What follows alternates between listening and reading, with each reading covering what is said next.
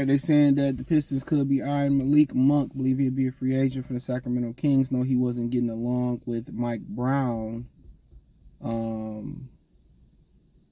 Yeah, he wasn't getting along with Mike Brown this season. I know he had went, pulled him out the game. He went straight to the locker room and whatever that is, he firecracker off the bench, can get it, can score, another guard.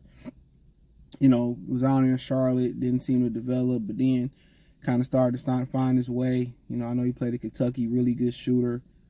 Just a firecracker off the bench, just a bucket getter.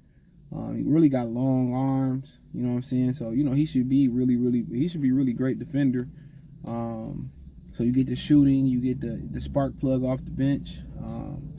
My thing is what they gonna do with all these guards, this is just a rumor, but hey, check out Detroit Pistons Talk playlist.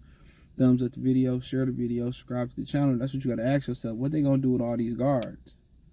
So, maybe Ivy could be on the way out. I mean, Sasser is kind of a similar guy off the bench, a guy that can just go get a bucket. He can shoot it. He just go get a bucket. Him and Malik Monk kind of remind you of the same guys. Tough defensively, ain't more the playmaking type guard. They just the guy that can get a bucket. So you just got to understand, it seemed like it'd be a redundancy in some of the players that they trying to get. If you had to ask me, especially if you're getting rid of Jaden Ivey. I'm not saying they are or don't or should or won't, but you seem to kind of need a guy like Benedict Mathurin, Klay Thompson. I'm not saying those guys in particular, like they're available. A guy that can just 3-and-D. If you're going to have the ball in K Cunningham's hands that much, you need a 3-and-D guy. You got Sasser that can come off the bench and kind of be that spark plug off the bench. Start to get guys that can catch and shoot and don't need to dominate the ball as much. You know what I'm saying?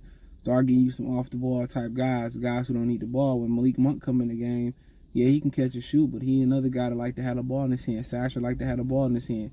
It seemed like, and they're like, oh, we interested in that guy. Okay, if the president of basketball operations gonna have all this say-so, I mean, how the hell we know what he gonna like and what he not gonna like? That means, if they putting these stories out here where it's coming from an organization, more than likely a lot of these guys still gonna be here next year. So that's the crazy thing about it. A lot of these guys still going to be here when you start talking about the Sass, you start talking about the Weavers and the Monty Williams, and they like this guy. They shouldn't be linked to a motherfucking soul until if they, really invest into a president of basketball operations, he's going to have autonomy to make the moves that he need to make in this organization. And if that's the case, we ain't linked to nothing. We ain't linked to a Tobias. We ain't linked to, trading on young guys. We ain't linked to keeping or firing Monty or Troy. We ain't leaked the funky monkey, Malik Monk. We just waiting to see what our president of basketball operations say.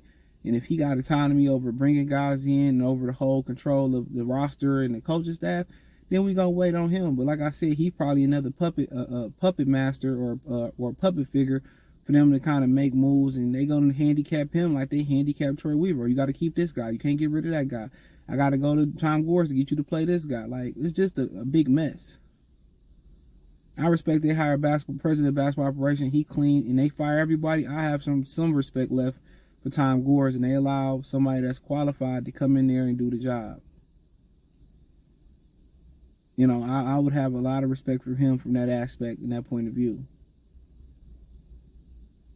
A ton of respect. So, a ton. But as far as Monk, I mean, if they clearing the roster out and they need a spark plug off the bench, hey, cool, that'll work. That's what I imagine he would be, is a straight bucket getter off the bench. But they just have an addiction of guys that need the ball in their hand. Then you have some guys that necessarily struggle to shoot the basketball. You're waiting for Ivy to develop into a knockdown shooter. You're waiting for a Short Thompson to develop into a knockdown shooter. And they just post to space the floor and wait for Cade to get on the ball whenever. I mean, that's not going to work. How many guys we see coming to this league and they can't shoot the rock?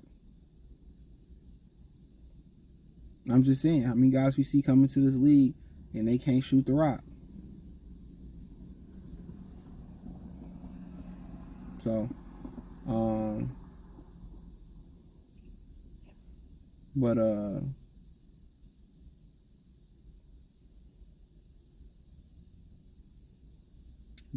yeah, I like the player. I I really do. You know, I don't know the issue he got between Mike Brown. Is it a maturity issue? Is it I don't want to be here? If it, you know, something else going on? I really don't know the issue. So that's the crazy thing. I don't know the issue with him. But they don't need no more immaturity in that locker room. They got enough young guys in the locker room. And it's just to the point, I would just be an advocate of blowing it up, bro. Like, I don't really, all the young players just seem like they damaged them. And I think they should do right by a lot of those guys and let them go elsewhere and develop. They go other places and flourish. It just wasn't meant to be in Detroit. They don't, then they just was bad apples. That's why I'm at it, man. You know, they talking about extension with Cade Cunningham. I'm like, man, what the fuck has he done to deserve an extension? But be injured and lose games. And don't give me them fake-ass numbers he put up.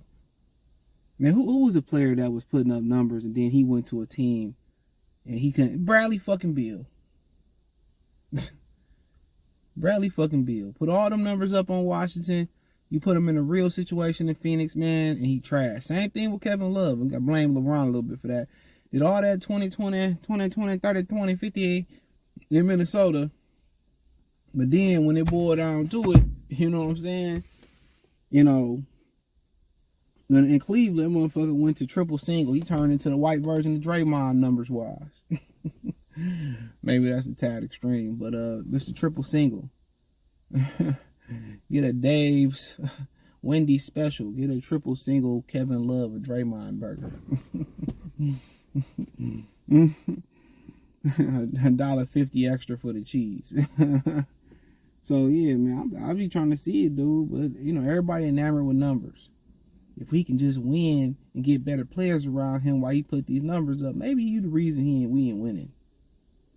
You ever thought about that? I'm in the vast minority in that. I'm pretty sure I'm a Piston hater. I don't know what I'm talking about. Cool. I just call him how I see him. You know, that's it. Call him how I see him. But, you know, wish he was Anthony Edwards, boy. That's my favorite basketball player, him and Dame. Two Adidas athletes. Ain't that crazy? I'll give some Dame shoes. I ain't got no sneakers. His latest shoes kind of hard. I ain't gonna lie. Got some Hardens. Got a couple pair of Anthony Edwards. Might get some Lows. Yeah, Cade Cunningham will never have a shoe playing in Detroit. Don't think about it, Cade. You're going to just have a Cure car insurance commercial. Go ahead, leave Detroit and go get your signature shoe and go be successful. Leave this shit alone. Listen to your boy. I believe in you, but not in Detroit. But hey, check out Detroit Pistons Talk playlist. Let me know what you think about Funky Monkey. Hit the link tree. Find me on Twitter, Instagram, Spotify, Anchor, Cash App, Venmo, PayPal, Apple Podcasts, Google Podcasts, the whole nine. Appreciate the love and support. Let me know what you think in the comment section. Peace.